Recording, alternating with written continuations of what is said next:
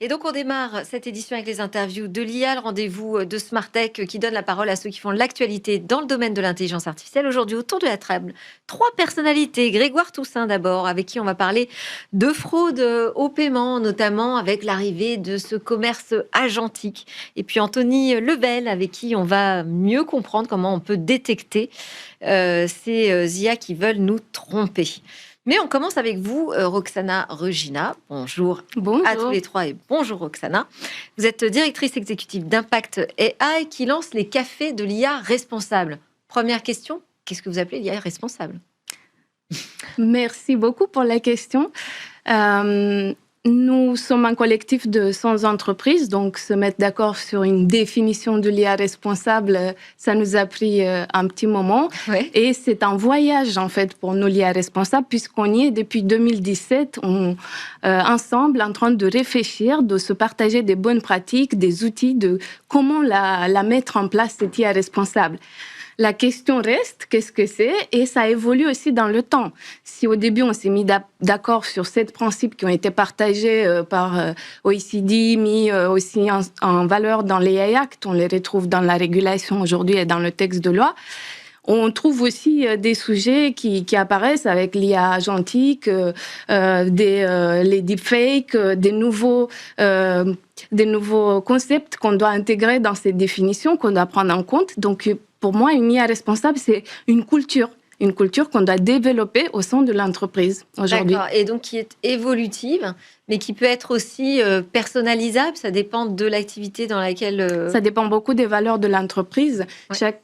Chez nous, on a beaucoup d'entreprises qui ont un comité éthique, qui ont une charte éthique, donc qui partent des valeurs de l'entreprise et qui intègrent en fait l'IA au cœur de leur business avec une vraie stratégie autour des sujets comme la durabilité, l'impact sur l'environnement ou l'impact sur le travail qui se posent aujourd'hui de manière très claire sur la table.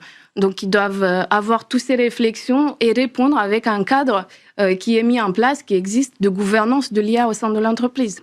Les cafés de l'IA, l'objectif, c'est de former des collaborateurs en entreprise, c'est ça? Former 1 million de salariés. Un petit café entre nous ou comment ça se passe? Ça se passe exactement comme ça. Ça peut se passer autour d'un café. Parce que ce qu'on propose aujourd'hui, c'est une forme d'essai-image de l'initiative que Gilles Babinet a eue avec le Conseil national du numérique, les cafés IA, qui s'adresse à tout public. Donc l'idée, c'est de décliner ça pour les entreprises. Nous, ça fait 7 ans qu'on a un observatoire de la perception des salariés de l'IA et de comment est-ce que leurs usages influencent la confiance qu'ils ont ou pas dans l'IA. Et la question de la confiance, elle est clé. À cette question, on répond de manière technique, avec des formations très techniques de comment prompter, comment adopter les outils. Mais aujourd'hui, l'enjeu est de lever les freins psychologiques, émotionnels. Il y a des angoisses, des vraies angoisses que les salariés ont. Et ils ont besoin de s'exprimer, de libérer la parole. Donc, ce format de café, petit café autour de la machine à café, ou peut-être entre nous, d'une manière ludique, exploratoire, et qui permet d'échanger, s'invite à nous. Et nous, on réfléchit depuis un moment. Donc là, maintenant, c'est l'occasion de lancer un vrai programme modulaire qui peut s'adapter en fonction de l'entreprise, de la taille d'entreprise et de ses priorités. Il peut s'adapter sur la durée. Il peut y avoir les dirigeants de l'entreprise aussi, parce que parfois, c'est eux qui ont des idées fausses sur l'intelligence artificielle et ce qu'ils peuvent en faire au sein de leurs équipes. C'est l'esprit de ces cafés, c'est justement d'amener tout le monde autour de la table, des techs, des non-techs, des sachants, des débutants, des personnes qui n'ont peut-être pas confiance, voire ils sont vraiment méfiants face à la machine, et de permettre d'échanger autour des usages, de comment est-ce que l'IA entre dans son quotidien en tant que professionnel. Il y a aussi la question des métiers, comment est-ce qu'elle impacte les différents métiers, et donner des cas concrets pour partir sur les dilemmes éthiques et échanger à tour de rôle, faire des jeux sympathiques avec des cartes. On a prévu pas mal des outils et des formats très différents qui permettent d'interagir. Proche de l'intelligence collective, de ce qu'on fait. Exactement. Nous, chez Impact AI, c'est ce qu'on fait. Intelligence collective, on amène tous nos sachants ensemble, les experts IA, mais pas que, les experts en RSE, en pédagogie, les psychologues, les sociologues qui étudient ces phénomènes de shadow AI, de naive AI, et qui vient maintenant tous proposer avec leur regard et leur perspective différentes solutions. Qu'est-ce que vous en pensez autour de la table? Je pense que c'est effectivement une excellente idée d'essayer de créer une émulation effectivement autour de l'usage responsable de l'IA. J'essaierai de plaider tout à l'heure pour un usage responsable en particulier qui est la transparence de l'IA, mais je trouve qu'effectivement il faut dialoguer et quelquefois il y a un plafond de verre effectivement où les dirigeants, les COMEX sont pas du tout sensibilisés à des problématiques pour lesquelles ils devraient l'être. Et surtout, on n'entend pas souvent parler les utilisateurs de l'IA. C'est les voix les moins entendues. C'est vrai. Pour lancer ces cafés de l'IA responsable, on a lancé un premier module parce que j'ai oublié de dire, mais ce sont des modules qui seront accessibles à toutes les entreprises en open source. Toutes nos publications sont disponibles sur le site internet. Et le premier module, c'est un podcast qui s'appelle Mon Job avec l'IA et c'est 10 voix, 10 témoins avec 10 métiers différents qui racontent leur vie, leur quotidien avec l'IA. Comment ça les impacte, quels sont leurs questionnements. On les entend maintenant en ligne. On est très contents et on espère que beaucoup plus de voix se rejoindront à nous. Et c'est vrai que c'est important. Je pense qu'il y a deux mots qui sont clés. La partie réfractaire. Parce que je pense qu'il y a la conduite du changement, avoir l'IA, pouvoir l'utiliser en tant que salarié, mais aussi en tant que particulier au jour le jour. Et puis la notion de confiance. C'est ça. Parce que des nouveaux usages se créent. Est-ce qu'on a confiance?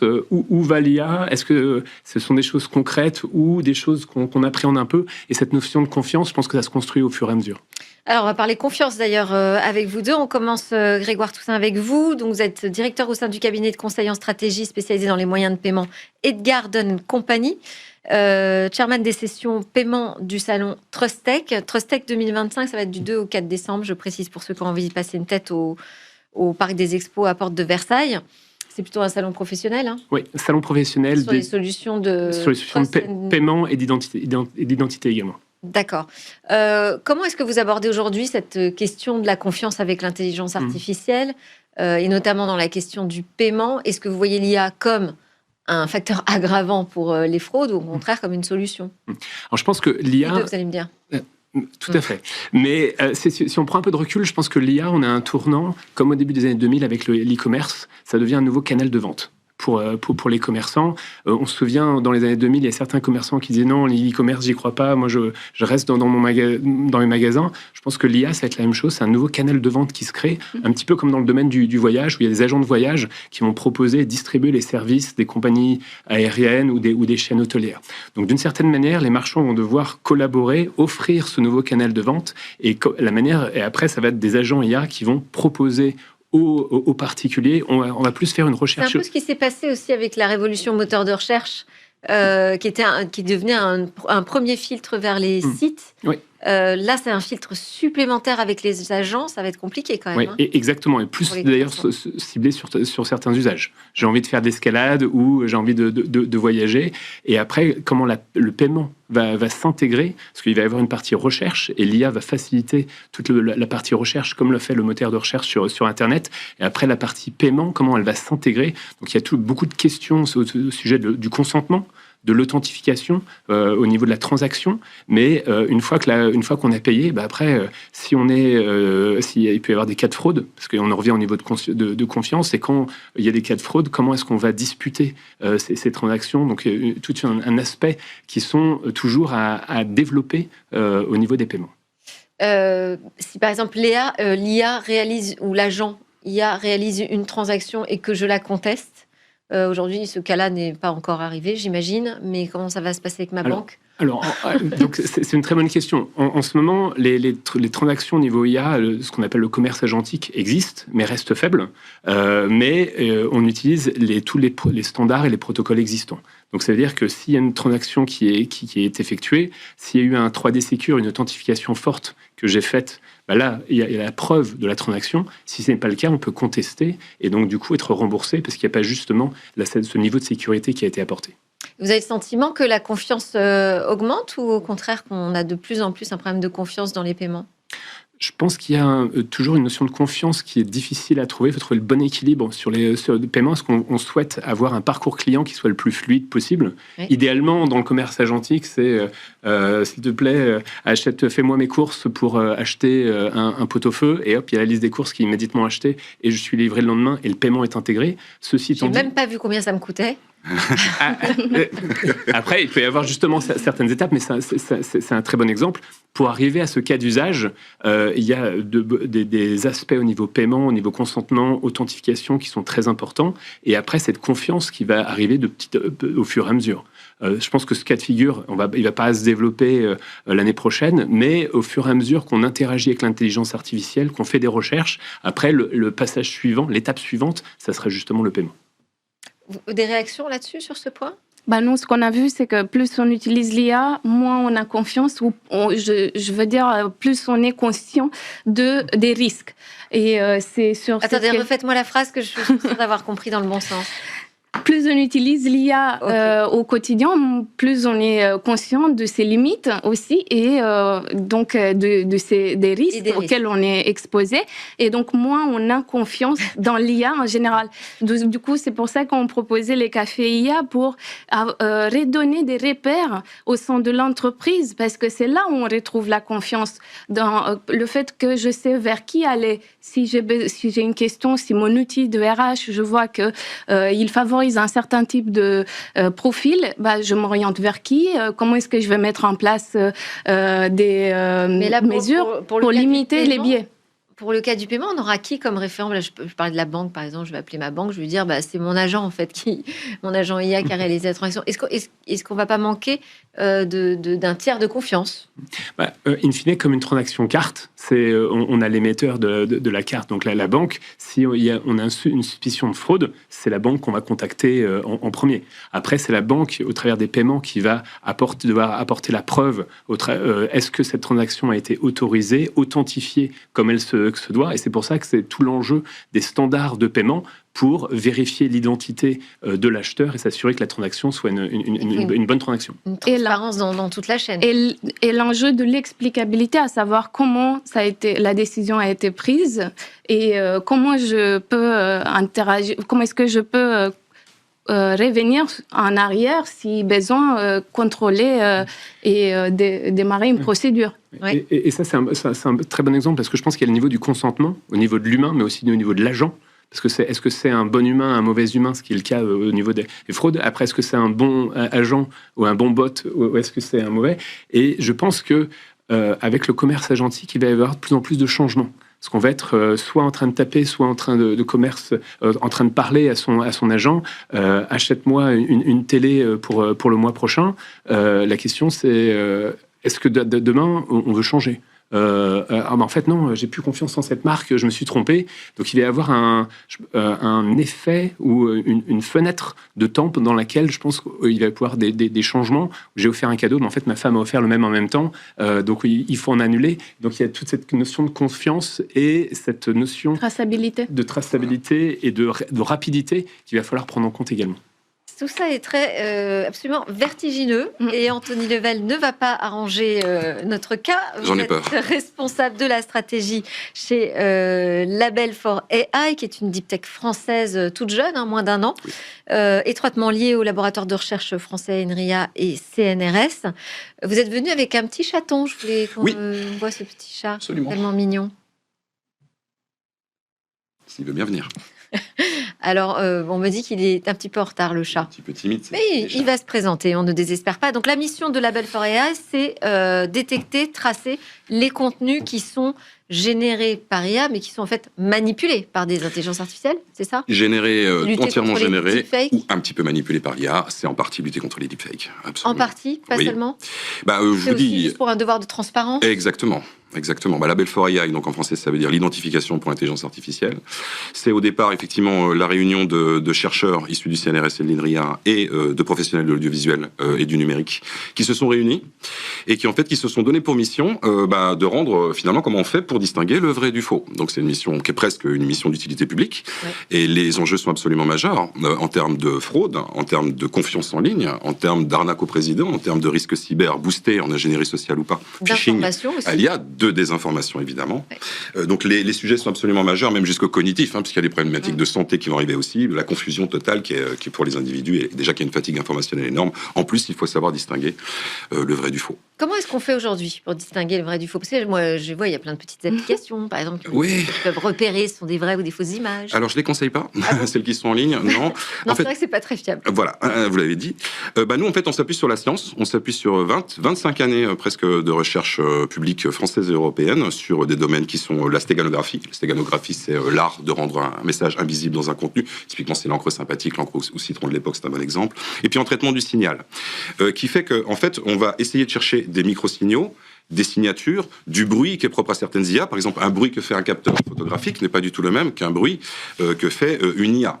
On sait même distinguer et attribuer en fait certains signaux et artefacts à certaines IA et dire ça vient de Grok, ça vient de ChatGPT, ça vient d'ailleurs, ça a été manipulé par un outil open source. Donc on sait aussi attribuer la source de la génération IA. Alors, je ne sais pas si le chat arrive, mais Le chat est en cours, il est en route, il arrive. Il faudrait que tu lui donnes ses croquettes, parce qu'il accélérerait un petit peu. Et donc, là-dessus, en fait... On les sort, les croquettes. On les sort, les croquettes. Et donc, tout le défi, en fait, consiste à passer, en fait, de la recherche... Regardez, il suffit de dire croquettes. Exactement, et ça fonctionne, c'est le mot-clé. Alors, ce que vous avez vu... presque, parce que là, on n'a même pas eu le temps de voir ce qui se passait. Voilà. Donc là, qu'est-ce qu'on voit ? Alors, ce que vous voyez furtivement, c'est une sorte comme une caméra thermique, en fait, qui vient révéler les traces d'IA que nous, on a trouvées avec différents capteurs dédiés. Je vous en ai nommé quelques-uns. Quand c'est rouge, c'est pas bon. Quand c'est rouge, c'est là où on a le plus de traces, le plus de certitude sur la présence d'IA, l'intervention d'IA dans cette vidéo. D'accord. Alors, pourquoi, en fait, c'est une vidéo Sora 2. Donc c'est une vidéo pour laquelle on peut faire un prompt et ça vous fait une vidéo assez courte mais hyper réaliste. Ils sont de plus en plus réalistes. Google a sorti aussi VO3. C'est vraiment, on ne sait plus distinguer le vrai du faux. Mais là, pourquoi ? Vous allez me dire, mais pourquoi la vidéo, elle n'est pas toute rouge puisqu'elle est entièrement générée par l'IA ? Mais oui. Eh bien, je vous réponds. Je vous réponds qu'en fait, nous, tout le principe, tout le défi consiste à transformer la recherche académique en industrielle, c'est-à-dire confrontée à la vraie vie. Elle aurait été toute rouge, cette vidéo, si on l'avait analysée en sortie de générateur. Parce que là, elle n'aurait pas été compressée, elle n'aurait pas été réencodée, elle n'aurait pas été torturée en ligne. Et donc, nous, ce qu'on essaie de faire, justement, c'est de développer des détecteurs qui résistent, en fait, à l'ensemble des altérations communes qu'on peut avoir en ligne, et qui permet, finalement, d'avoir quand même, à la fin, des traces et qui nous permettent de qualifier cette vidéo. On le fait sur l'image, on le fait sur les documents, on le fait sur l'audio, on le fait sur le live aussi bientôt, de manière à ce que rien ne nous échappe. Pourquoi on est multimodaux ?